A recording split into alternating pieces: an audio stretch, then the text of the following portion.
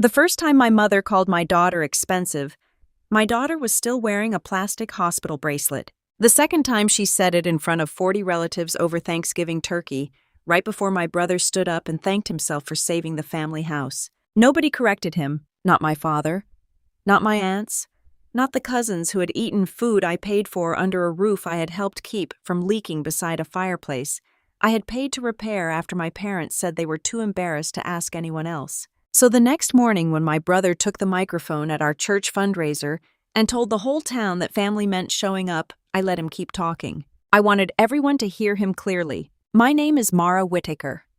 I was 32 when this happened, and by then, I had already learned the most dangerous kind of family lie. It is not always the lie they tell you. Sometimes it is the lie they make you help them protect. For most of my life, I was the dependable daughter. That was the phrase everyone used like it was a compliment. Mara will handle it. Mara does not mind. Mara is practical. Mara is strong. Strong in my family meant convenient. My younger brother Ryan was different. Ryan was charming. Ryan could walk into a room 10 minutes late, empty-handed, and still make everyone feel lucky he had arrived. He had my mother's smile and my father's confidence. He had a way of telling stories where he was always trying, always almost making it, always just one good break away from becoming the man everyone had already decided he was. I was the opposite. I worked in patient intake at a children's clinic outside Dayton, Ohio. It was not glamorous work. I verified insurance cards, updated emergency contacts, explained copays to exhausted parents, and listened to people apologize for crying at my desk. I knew the sound of fear when a mother asked whether her child could still be seen if the deductible had not been met. I knew how quickly illness turned into paperwork, and paperwork turned into bills. Maybe that was why my family came to me first whenever life became expensive. My daughter Lily was 8. She had my eyes, her father's dimples and lungs that hated winter. Her asthma had been manageable for years, but that fall it got worse. New inhaler, new specialist, new school action plan, new arguments with insurance over what counted as medically necessary. Her father was around when it was easy and unavailable when it was not. He sent money, late birthday gifts early, and excuses right on time. So it was mostly me and Lily in our 2-bedroom apartment above a dental office, measuring out paychecks like they were cups of flour. Rent, groceries, inhalers, gas, school lunch account, electric bill, my parents' pharmacy copay, my parents' water bill, my parents' homeowner's insurance when the notice turned yellow. I did not tell people that last part. My parents did not want anyone knowing how bad things had gotten after my father retired, and my mother's hours were cut at the pharmacy. They still lived in the White House on Maple Ridge Road, the one with the wraparound porch and the sagging gutter that my father refused to admit was sagging. It was the house where everyone gathered for holidays. The house my mother posted online with captions about blessings and roots and family tradition. From the outside, it looked like stability. From the inside, it smelled like damp drywall and overdue bills. The first time my mother asked me for money, she cried. I remember that clearly because my mother was not a woman who cried when it cost her nothing. She called me on my lunch break and said the electric company had made a mistake. Then it became the insurance company had been unreasonable. Then it became my father's medication was more than they expected. Then it became the roof could not wait until spring. Every request came wrapped in shame. Don't tell Ryan, she said.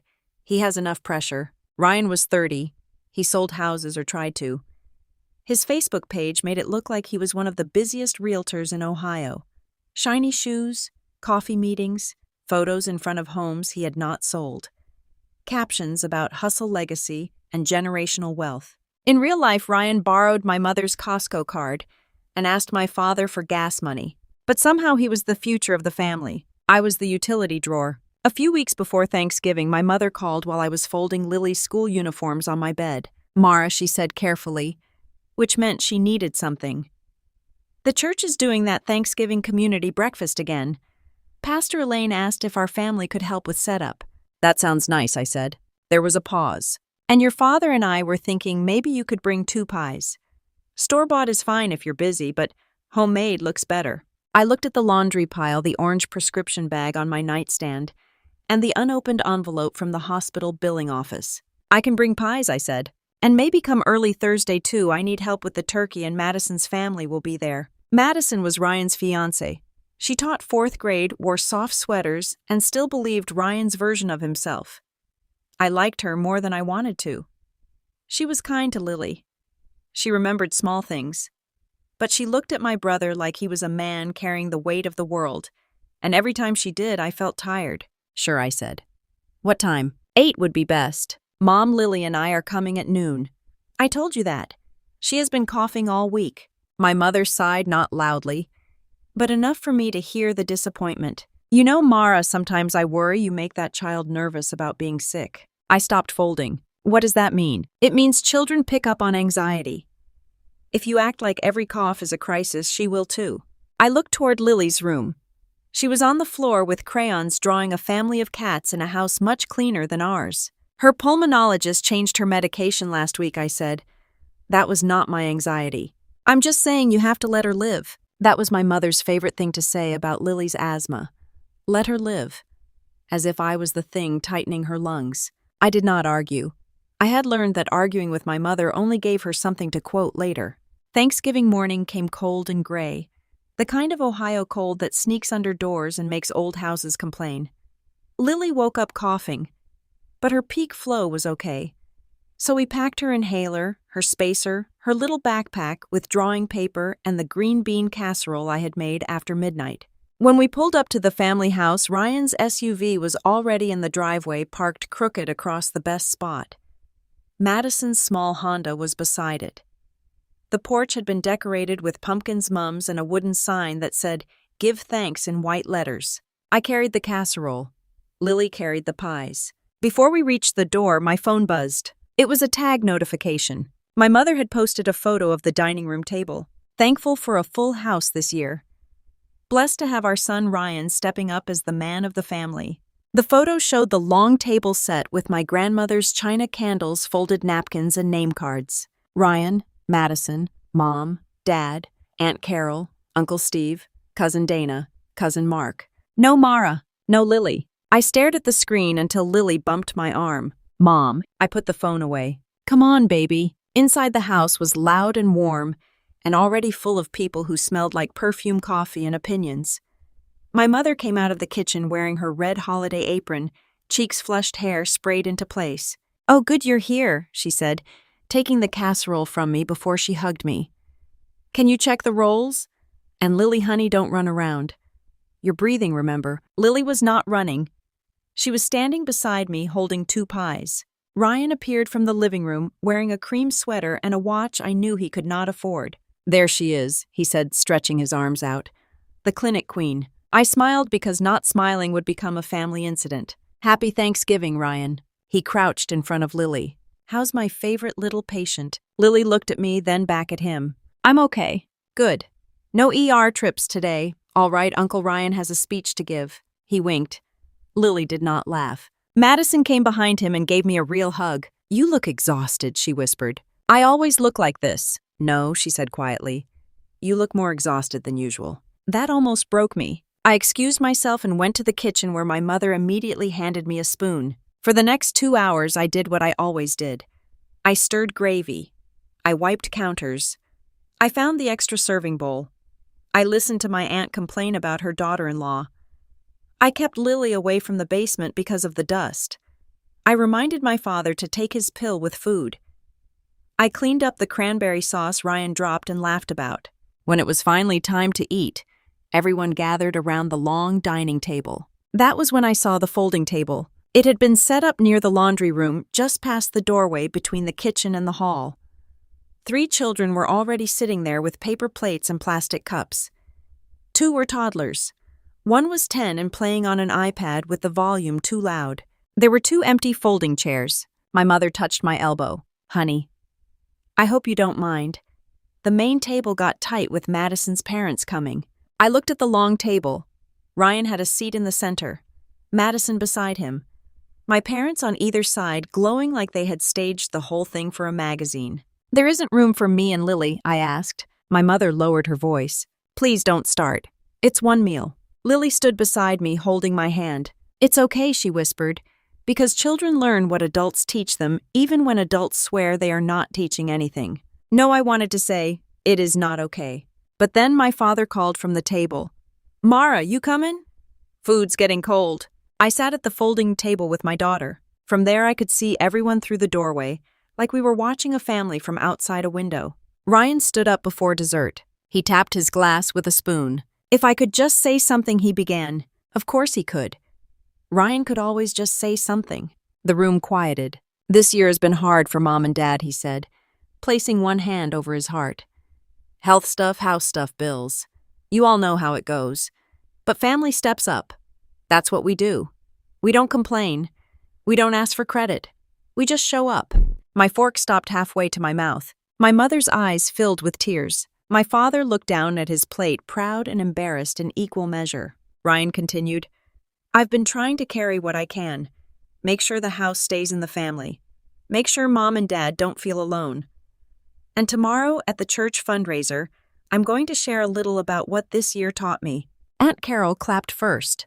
Then everyone else joined. Madison looked up at him with wet eyes. My daughter looked at me. Mom, she whispered, did Uncle Ryan fix Grandma's roof? I could have said many things. I could have said no, baby. I paid the contractor deposit in 3 installments, one after each paycheck. I could have said no, baby. Uncle Ryan showed up once in loafers and took a selfie beside a ladder. I could have said no, baby. There are people who hold the weight and people who pose near it. Instead, I said, eat your mashed potatoes. That was when my mother spoke from the main table. We are grateful for all our children, she said, looking around the room, not at me. Of course, Mara helps in her own way, too. She's always been independent. But Ryan has really become the person we lean on.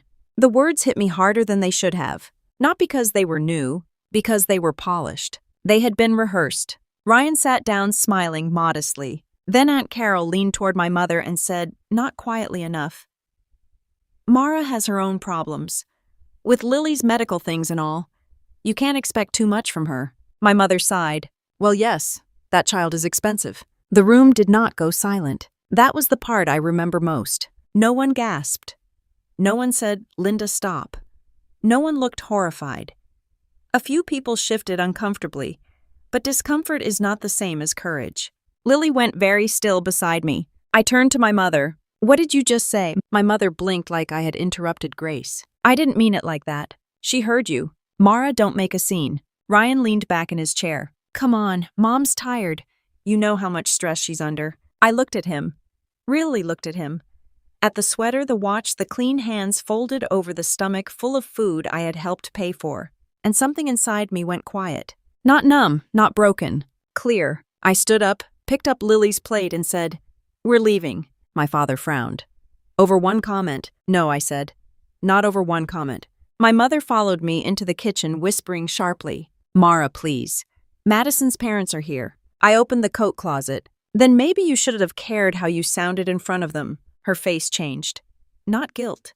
Fear. This is not the time. That's what you always say, when it is exactly the time. Lily put on her coat without speaking. Ryan appeared in the doorway. Don't do this tomorrow, he said. I turned.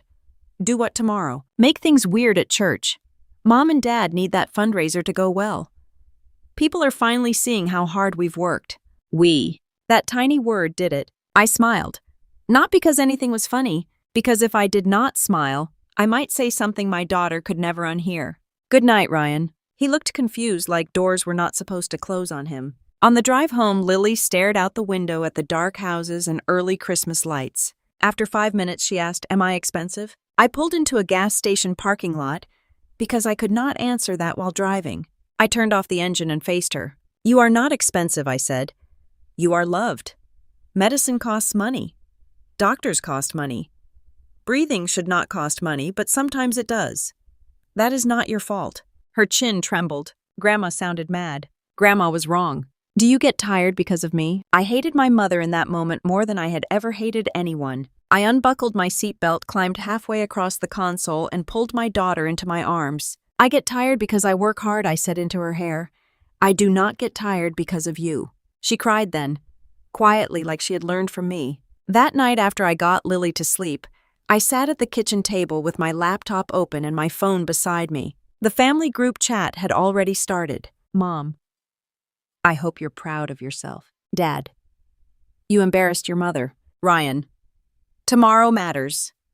Don't bring this energy to church. Aunt Carol family forgives. Don't be dramatic. Madison did not message. I opened my banking app, not because I planned to do anything with it, just because I needed to see the truth somewhere. There it was, month after month. Whitaker Electric, Dayton Water, Maple Ridge Roofing, Hometown Pharmacy, CareMed Supplies, Kroger delivery for Mom, Dad's cardiology copay, the emergency furnace visit, the homeowner's insurance payment that had nearly bounced my own rent. Then I opened my photos. Not staged ones, not Facebook ones, the real ones. My father asleep in the passenger seat after a hospital follow-up.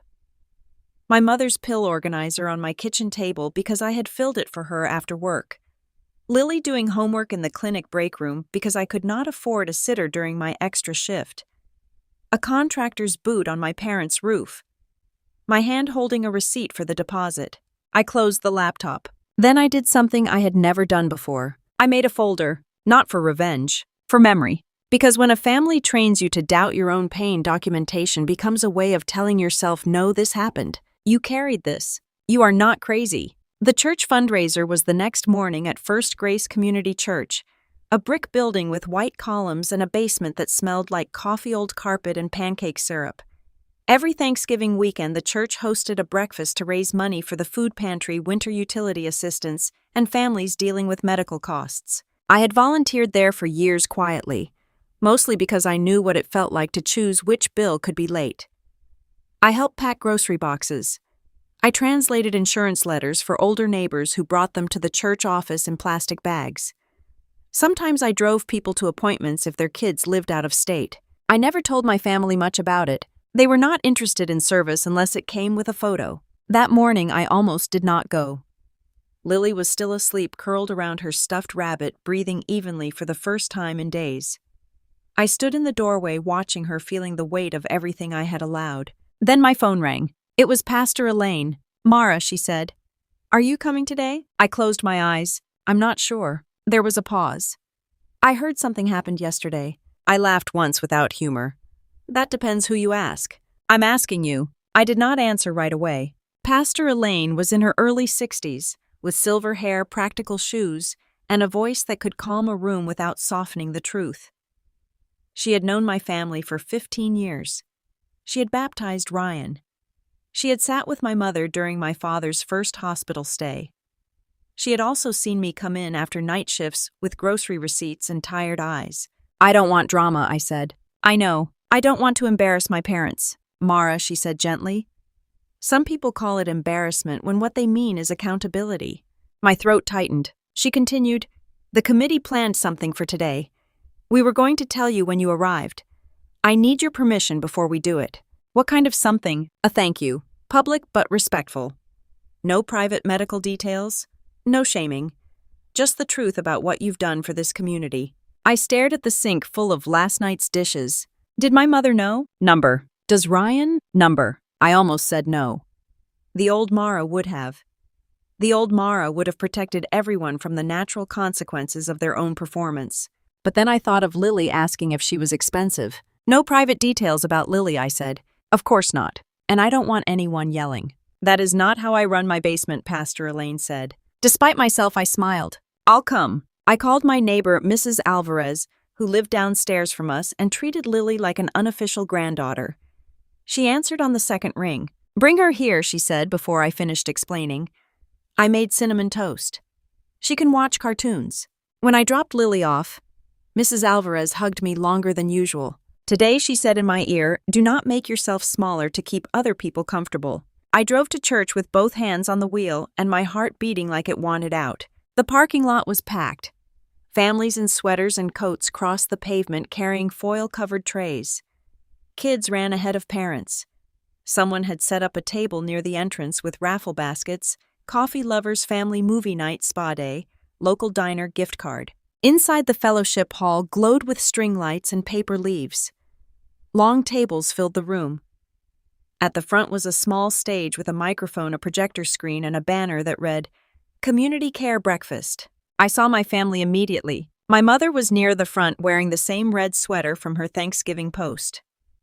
My father sat beside her looking serious and important. Ryan stood near the stage talking to two men from the church board, one hand in his pocket, the other holding coffee. Madison sat at a table with her parents checking her phone. My mother spotted me and stiffened. Then she walked over quickly. "You came," she said. "You asked me to help with dessert." She glanced behind me.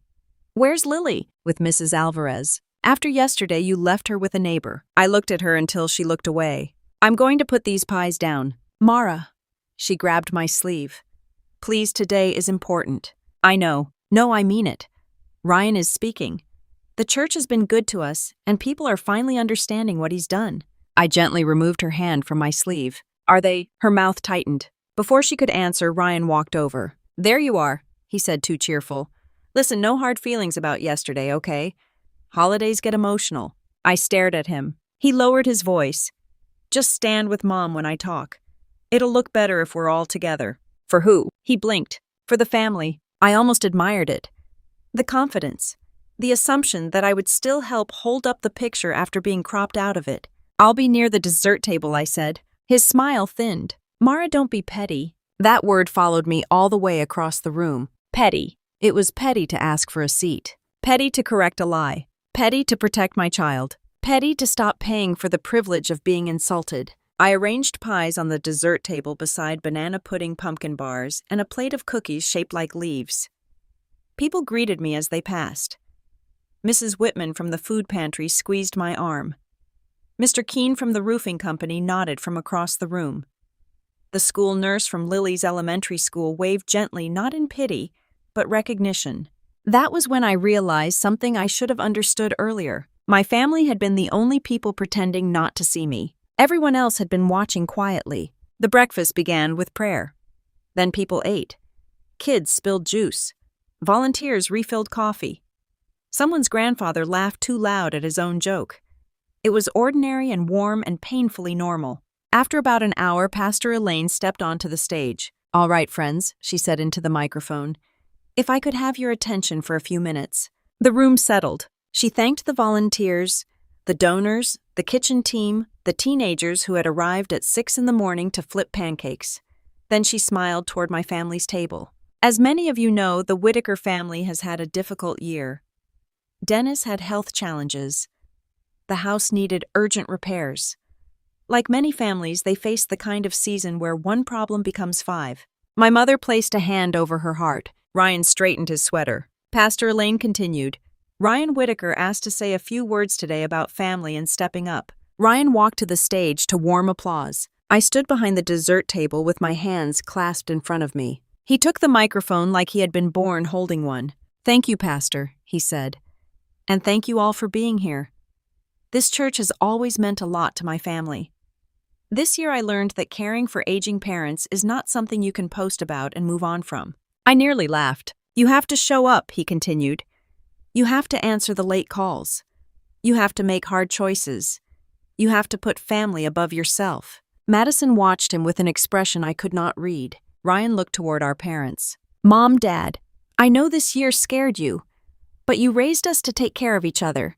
And I just want you to know I'll always be there." My mother started crying. A few people clapped. Ryan smiled, encouraged. "Sometimes people don't see the sacrifices behind the scenes," he said. "They just see the final result. A roof repaired, bills handled, a family home still standing." There it was, the lie dressed as humility. He turned slightly, making sure the room saw his good side. "And that's okay. You don't do it for recognition." I looked down at my hands. They were not shaking. That surprised me. When Ryan finished, the applause was polite, maybe even warm. My father stood halfway to hug him. My mother wiped her eyes. Aunt Carol, sitting 2 tables over, mouthed beautiful. Then Pastor Elaine returned to the microphone. "Thank you, Ryan," she said. Her voice had not changed. That somehow made this room quieter. "Before we close, the Community Care Committee has one more acknowledgement. This one has been a long time coming." Ryan stepped aside but stayed on stage smiling like he expected another round of praise. Pastor Elaine looked toward the back of the room. "Mara Whitaker, would you come forward?" Every conversation stopped. My mother's head snapped toward me. Ryan's smile froze. I did not move at first. Not because I was afraid, but because every version of me that had ever stayed quiet seemed to be standing up inside my chest. Then Mrs. Whitman touched my elbow. "Go on, honey." I walked to the front. The room felt longer than it was. I passed neighbors, relatives, church members, school parents. Some smiled gently. Some looked confused. Some looked like they already knew exactly what was happening. I reached the stage. Pastor Elaine did not hug me. I was grateful for that. A hug might have undone me. She simply turned to the room. This year, our church created a quiet assistance fund for families facing medical bills, utility shutoffs, food insecurity, and emergency home repairs. Many people contributed. Many people volunteered. But one person over and over showed up in ways most people never saw. The projector screen lit up behind us, not with my bank statements, not with Lily's hospital bracelet, not with anything private. The first photo showed me and 3 other volunteers loading grocery bags into Mrs. Whitman's car after a food pantry night. I was wearing scrubs under my winter coat because I had come straight from work. The second showed a handwritten note from an elderly man named Mr. Bell. "Thank you for driving me to cardiology when my son couldn't leave Cincinnati." The third showed a receipt from Hometown Pharmacy with personal information blacked out except for the line at the bottom, "Paid by M.W." The fourth showed Maple Ridge Roofing's thank you note to First Grace Community Church. "Special thanks to Mara W. for coordinating emergency repairs and deposit assistance for the Whitaker home." A murmur moved through the room. My father's face drained. My mother whispered no. Pastor Elaine continued. "Mara asked us not to make a fuss. She asked us not to tell people. She asked more than once that her parents be treated with dignity. And we honored that." She turned slightly, her eyes moving across the room, including my family, without attacking them. "But dignity should never require one person to disappear." I looked at the floor. If I looked at my mother, I would cry. The next slide appeared. A simple list. 18 months. 43 volunteer rides. 29 pantry deliveries. 6 emergency utility assists coordinated. 3 home repair appointments managed. Countless hours after full work shifts. Then at the bottom, she did not ask to be seen. But she deserved to be. The room went completely still. Pastor Elaine faced me. "Mara, on behalf of the Community Care Committee, the food pantry, and the families who got through this year because you answered when they called, we want to say thank you." She handed me a framed certificate. It was not fancy. Just my name, the church seal, and the words, "Quiet Hands Award." Quiet hands. I almost broke then. Not because of the certificate. Because someone had found words for the part of me my family had used without naming. Then Pastor Elaine did something I did not expect. She looked toward the tables. There are a few people who asked to speak briefly. Mara gave permission for this. "We will keep it respectful." Ryan took a step backward. The first person to stand was Mr. Keene, the roofing contractor. He was a broad man with a gray beard and a voice like gravel. I just want to say he began clearing his throat when I came out to look at the Whitaker roof. Mara was the one there with the inspection notes. Mara was the one calling between work breaks. Mara was the one who paid the first deposit. I was told the family wanted it kept quiet. So I kept it quiet. He sat down. My father stared at the table. Then the school nurse, Mrs. Daniels, stood. "I won't speak about anything private," she said. "But I will say this. I have seen Mara come to school meetings after working long shifts with no sleep-prepared calm and focused on her daughter. That is what showing up looks like." Madison's face changed, slowly like a curtain being pulled open. Then Mrs. Alvarez stood near the back. She did not use the microphone. She did not need it. "Mara brings groceries to people who cannot pay her back," she said.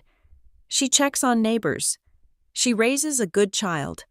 And last night, that child asked her mother if being sick made her too expensive." The room reacted then, not loudly. Worse, soft gasps, heads turning, eyes moving toward my mother. My mother covered her mouth. Aunt Carol looked down. Ryan's face went red. "Mara," my mother whispered from the front table.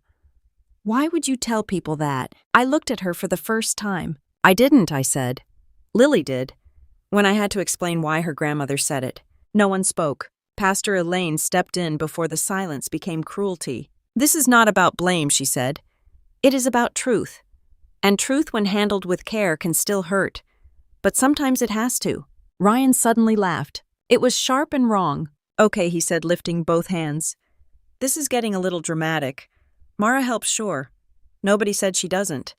But let's not act like I haven't been there too. Pastor Elaine looked at him calmly. No one said you haven't been there, Ryan. He relaxed slightly. Then she added, we are simply acknowledging that your sister was there in ways you allowed others to attribute to you. There it was. Not shouted. Not exaggerated. Just placed in the middle of the room like a plate everyone had to look at. Ryan's mouth opened then closed. Madison stood up. Ryan, she said quietly. Did you pay for the roof deposit? He turned to her. This is not the place. That is an answer. Madison, did you tell my parents yesterday that you had been covering your mom and dad's bills? His jaw tightened. My mother started crying harder. My father finally spoke. Enough, he said. This is family business. Pastor Elaine did not flinch. Dennis, with respect, you allowed this church to raise money under a story your daughter was caring for you. That made it community business. My father sat back like he had been slapped. The room was not applauding. This was not a movie scene. No one cheered. No one threw anything. No one shouted liar. It was more uncomfortable than that. People simply understood. And for a family like mine, understanding was worse than noise. Because noise fades. Understanding stays. Pastor Elaine turned back to me. Mara, would you like to say anything? Every old instinct screamed no. Protect them. Soften it. Smile. Make this easier. Then I thought of Lily in the gas station parking lot. I took the microphone. My voice was quieter than I expected, but it held. I did not come here to embarrass my family, I said. I came because I was asked to help with dessert. A few people smiled sadly. I have spent a long time believing that if I could just be useful enough, patient enough, quiet enough, eventually that would count as love. My mother shook her head, crying. I kept going. But being needed is not the same as being loved. And being used is not the same as being trusted. Ryan looked away. I helped because they are my parents. I helped because I know bills can scare people. I helped because I did not want my father sitting in a cold house or my mother skipping medication. I do not regret helping. I paused. But I regret hiding the truth to protect a version of this family that only existed online. My mother sobbed once. I looked toward her and my voice almost failed. Mom, Lily is not expensive. She is a child. Dad, my exhaustion is not disrespect. Ryan, my silence was not permission. The microphone felt heavy in my hand. I am done paying for lies. I am done standing in kitchens while someone else takes credit at the table. And I am done teaching my daughter that love means accepting whatever seat people leave for you. I handed the microphone back before I could say too much. For a second, the room stayed quiet. Then Mrs. Whitman started clapping. One person, then another, then another. It was not wild applause. It was gentle and firm, the sound of people standing beside something true. I stepped off the stage. Madison met me near the aisle. Her eyes were wet. I'm sorry, she said. I nodded because I believed her. Ryan tried to follow me. Mara, wait. Madison turned on him first. No, she said. He looked stunned. Madison, I need to think, she said. And you need to stop talking. I walked past them both. In the hallway outside the fellowship hall, my mother caught up with me. Her face was blotchy from crying. How could you let them do that to us? I looked at her, and for the first time in my life, I did not feel like her sadness was a bill I had to pay. Do what? Humiliate us. I stared at her. You called my child expensive. I was tired. You let Ryan take credit for money I earned while my daughter slept in the clinic break room. We were embarrassed. You asked me to protect your pride while you used my life. Her mouth trembled. That is not fair. No, I said. It wasn't. Behind her, my father stood near the doorway. He looked older than he had yesterday. Mara, he said, voice rough. We didn't know you felt this strongly. That sentence almost made me laugh. Instead, I said, you knew I was tired. You knew I was paying. You knew I was hurt. You just didn't know I would stop being quiet. He looked down. Ryan appeared behind them. This is insane, he said. You're really going to blow up the whole family over a misunderstanding. I turned to him. No, Ryan. I'm going to stop holding it together by myself. His face hardened. You always do this. You act like a martyr. Something in me settled. No, I said. A martyr dies for people who need saving. I am leaving for someone who needs a mother. I walked out of the church. The cold air hit my face like water. My phone started buzzing before I reached the car. By the time I got to Mrs. Alvarez's apartment, there were 26 messages. By dinner, there were 70. Family group chat, individual texts, missed calls, Facebook notifications. A message from Aunt Carol saying she loved me, but I should have handled it privately. A message from cousin Dana saying she had no idea and was sorry. 3 messages from Ryan, each angrier than the last. Then the church livestream clip started spreading. Not because I posted it. I did not. Someone had clipped Ryan saying, "You have to put family above yourself," followed by Pastor Elaine's calm reveal of the Quiet Hands Award. People shared it with captions. "This is what invisible daughters carry. Give Mara her seat. Quiet hands. Loud truth." Ryan deleted 2 Facebook posts before midnight. Madison changed her relationship status to private. My mother posted a paragraph about forgiveness, then deleted it after Mrs. Alvarez commented, "Forgiveness does not mean making a child small." I did not engage. I made Lily soup. We watched a movie. She fell asleep with her head in my lap. The next morning I did 3 things. First, I called the pharmacy and removed my card from my parents' account. Second, I canceled the automatic payment I had set up for their homeowner's insurance. Third, I texted my parents. "I am willing to help you make a realistic budget. I am willing to drive Dad to 1 appointment a month if I'm available. I am not willing to pay bills you hide from Ryan while he takes public credit. I am not willing to discuss this in the family group chat. Do not contact Lily about adult problems." My mother replied within 1 minute. "So now you're abandoning us." I typed again. "No. I am returning responsibility to the people it belongs to." Then I put my phone down. It felt cruel for about 10 seconds. Then it felt like breathing. The weeks after that were messy, but not dramatic in the way people imagine. My parents did not transform overnight. Ryan did not show up with a written apology and a changed heart. Families like mine do not usually collapse in one clean scene. They resist. They explain. They recruit relatives. They wait for you to feel guilty enough to return to your assigned role. For a while, Aunt Carol sent me articles about honoring your parents. I sent her the number for a local caregiver support group. She stopped. My father called twice and hung up before leaving a voicemail. Then one afternoon, he texted me a photo of a spreadsheet.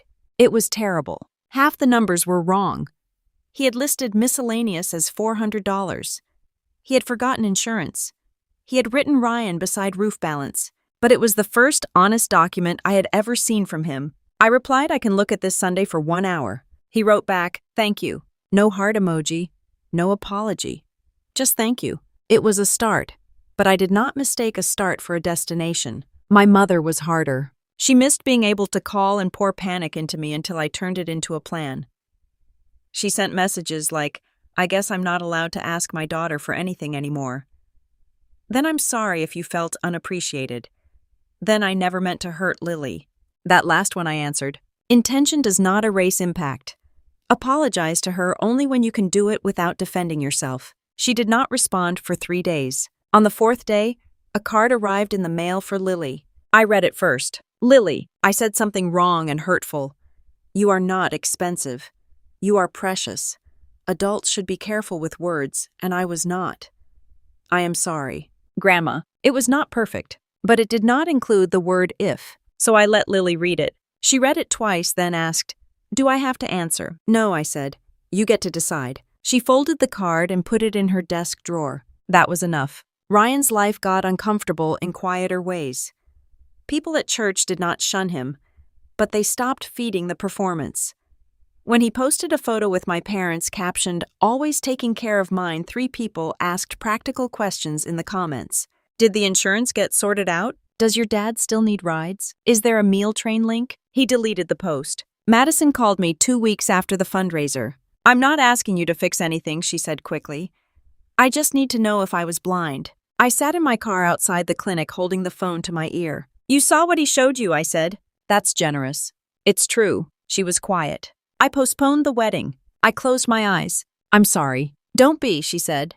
"I'd rather be embarrassed now than lonely later." That sentence stayed with me. I thought about it often. How many people stay in the wrong life because leaving would embarrass them? How many families protect a lie because truth would require rearranging the furniture? December came cold and bright. Lily's breathing improved. My rent was still too high. My car still made a clicking noise when I turned left.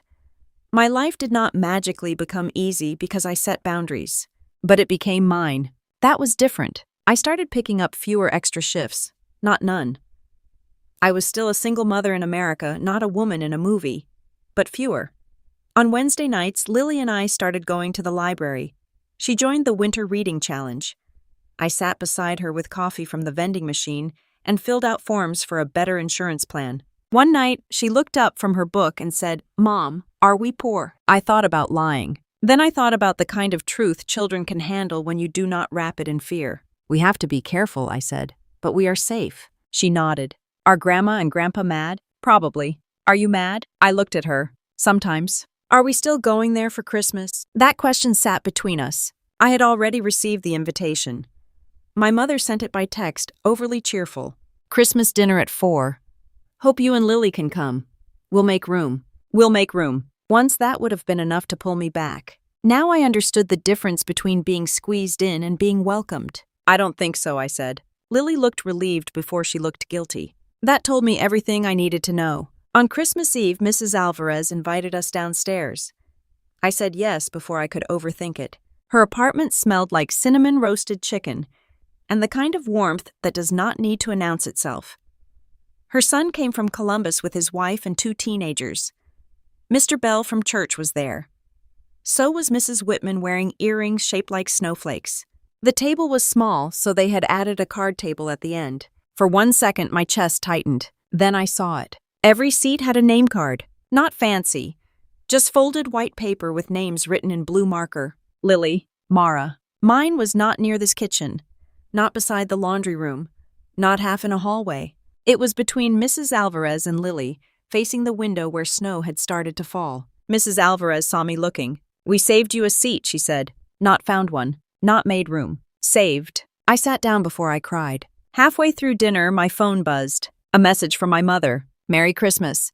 I hope Lily is feeling well. No guilt, no accusation, no emergency disguised as affection." I stared at it for a moment. Then I replied, "Merry Christmas. She is doing well." That was all. It was not forgiveness. It was not punishment. It was peace with a locked door. Later that night, after Lily fell asleep under a blanket on Mrs. Alvarez's couch, I stood by the window and watched snow collect on the cars outside. For years I thought love meant proving I could endure more than anyone else. More work, more silence, more disrespect, more unpaid bills, more jokes that cut too close, more seats that told me exactly where my family thought I belonged. But love is not measured by how much you can carry without collapsing. Family is not the person who posts about showing up. Family is the person who notices when your hands are full and reaches for the weight without needing applause. I still love my parents. That is the complicated truth. I probably always will. But love does not require me to finance their denial. It does not require my daughter to inherit my silence. It does not require me to sit in a folding chair outside the room while someone else tells a story built on my back. The next time someone asks me what changed that Thanksgiving, I know what I will say. I did not destroy my family. I stopped disappearing for it. And once you stop disappearing, you learn something beautiful and terrifying. The people who love you will still be able to find you. The people who only loved your usefulness will call it betrayal. If you have ever been the dependable one, the quiet one, the one everyone praises while they keep taking from you, I hope you hear this. You are allowed to put down what was never yours to carry. You are allowed to tell the truth without screaming. You are allowed to protect your child, your peace, your paycheck, your home, and your future. And when a table has no real seat for you, you are allowed to leave. Somewhere else, someone may already be writing your name on a card.